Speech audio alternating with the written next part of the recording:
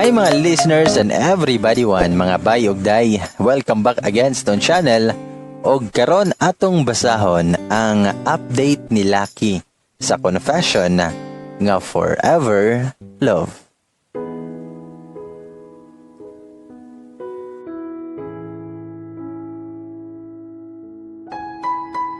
Lucky here. I've read your comments and it made me feel better. Confessing her was my way of expressing my feelings. Kaysa tinuod lang, dugay ranakong gilomandanan. Bugat yes ako wala ko'y masultian. Bisan pag-open kay akong family. Wala ko nagsulti sila kay dili ko gusto nga mag-uol sila. My brothers scolded me for sending a confession here. Ingon pa sa kong kuya nga, nagtangara ng agi nimo, nagtago-tago man ka. Unya mag-confess ka. Og dito na ko na-realize nga tama si kuya, pero wala na tay mabuhat kay na-post na. Pero, my God, I don't know what to feel kay gikan kog trabaho. Pag-open ako sa Facebook, mo dayon ako nakita. Grabe na akong kulba. Wala ko kabalo sa kong buhaton. Nabuhian akong cellphone nga wala sa oras. Dugay pa ko nagunahuna kung basahon ba na ako. Pero curious kay ko mong gibasa na lang dyan ako. What should I say? Tabang. Pero I'll take this opportunity po. You all don't know how it feels every time my daughter asks me who her father is. Every time she asks me if her father loves her. Every time nga she wishes to have a father in her side. Every time she gets envy with her friends because their father accompanied them to the park. Because I admit, even if I will give her all her needs and wants, she still feels incomplete. Para kay Elijah, I'm sorry if I still ruined the relationship you had with Anne. I'm sorry if I made you miserable. My family just told me what you did back then just to see me. They just love me too much that they respected my decision. They said they wanted to tell me everything they knew back then, but chose not to because they wanted you to fix your mess first.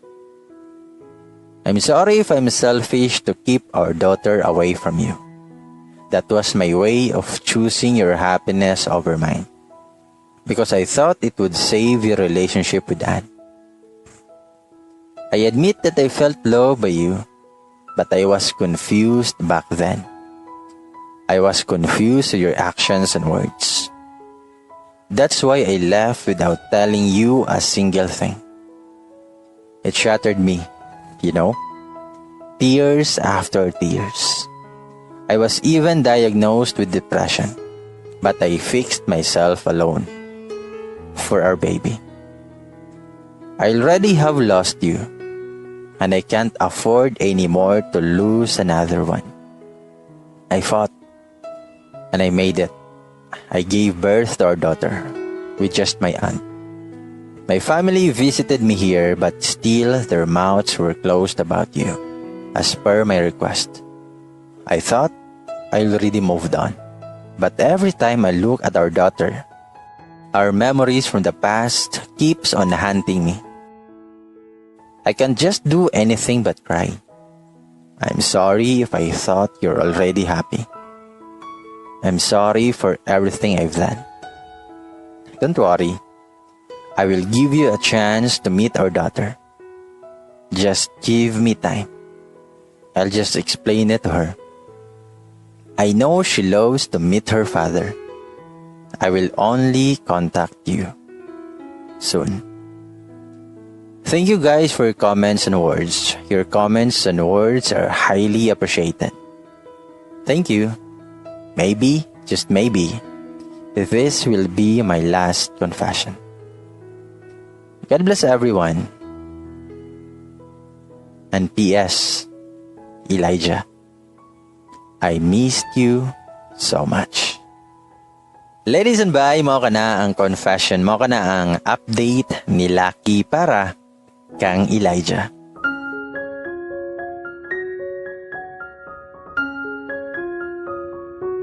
O karon ladies and boys, atong basahon ang pinakabag-o nga response ni Elijah para kang Lucky. Hi bye and good day UCFB. Si Elijah na po ni. Salamat yes yung tanan. Nabasa na ko iyong mga comments, makalipay ug makagaan kay sa buot. Dagang salamat. Dili naman unta ko mag-update dire, pero kay thankful man ko, buhaton ako ni. Kay kani nga page ang dako kayong tabang sa kuha. First is about kay Ann. Kabaw kong dako kay kog sala siya, pero napasaylo na ko niya. Pero hantod karon suko jud dihang pamilya sa kuha. Isabot ra pod ko kay dako kayong kaulaw man ang nabuhat sa ilaha. Friends mi Ann hantod karon, pero casual na lang. Dili jud pareha sa una. Ug happy ko para sa iya kay nakita jud siya sa iyang lalaki nga deserve niya. Nagyapon may communication pero dili jud ingon nga perme. Ikaduha, lipay kay ko kay sa wakas gi-contact nako ni baby girl. Gi-contact na jud kong Lucky. Lami kay maglukso sa kalipay. Una niyang kontak nako, gisendan ko niya picture sa bata. Pagkadawat ato nakasure na jud ko nga si Lucky to bisan lahi iyang pangalan sa FB. Sure ko kay ang bata kay kanawong nako. Unang video call na mo wala siya nagpakita. Tingog ra niya ako madunggan pero arang nakong lipaya. Og finally, nakakita nako sa among anak sa video call. Guwapa kayo. Mini-min ako nga naay taas nga buhok. Tabian kayo bisan dili pa masabtan ihang mga words. Liwat siyang mami. Lipay kay akong gibati. Dili ko katuo nga hantod karon na anak ko'y liwat. O kadagayan akong pamugos nagpakita rayod si Lucky. Grabe na kong hilaka dala sa kalipay o kamingaw. Siya po giperting hilak. Nisamot siya kagwapa o kasaksi. Grabe. Feeling nako kay madungagan jud dayon akong baby girl. Kidding aside, nagka-istorya na jud me.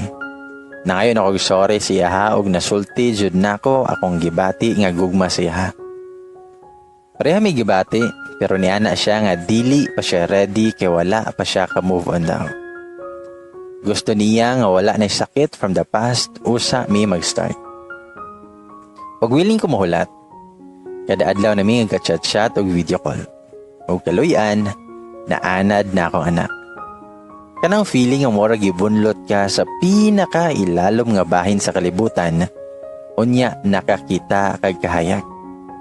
Ingan akong gibati karon.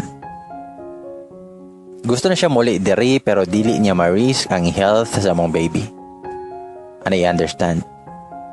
And I'm planning to follow them to Canada. I'll take the risk. Bahala na. Murisan ako sa kong trabaho asap aron maasikaso na nako ang mga papeles. Kaluyan lang untag makalusot ko. I'll do everything this time. No more fear, no more doubt. I'll take the risk no matter what it takes. I'll win her back and this time together with my daughter. Nanahin na pod ko sa pamilya ni Lucky. Gisultian ako sila sa akong plano. Nisugot ra pod sila. Pero gibaharan ko sa mga kuya.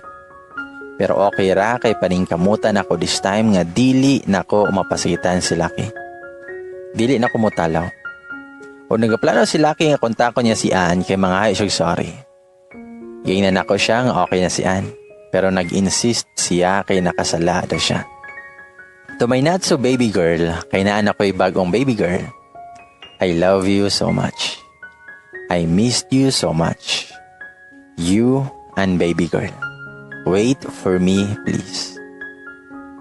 Daghang salamat sa pagsubaybay sa mong storya. God bless and more power. Salamat, Yusinian Freedom Board. And P.S. Get ready. By the moment na makita ta, siguraduho na akong madugangan na tong baby. Joke lang bitaw. Mapatay na jud ko si mong mga kuya. Bitaw, pakaslan sa takada anoy. Sa mosugot kag dili. I love you, kayo jud.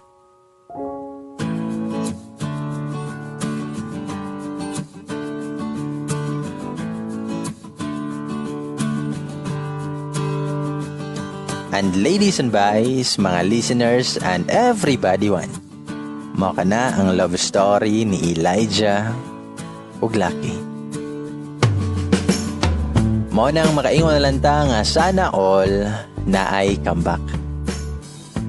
O magpaabot na lang ta kung kanus sila mo share silang story kanang magkita na sila. O dili ba kaha kay magpakasal na sila? Or kasal na jud sila?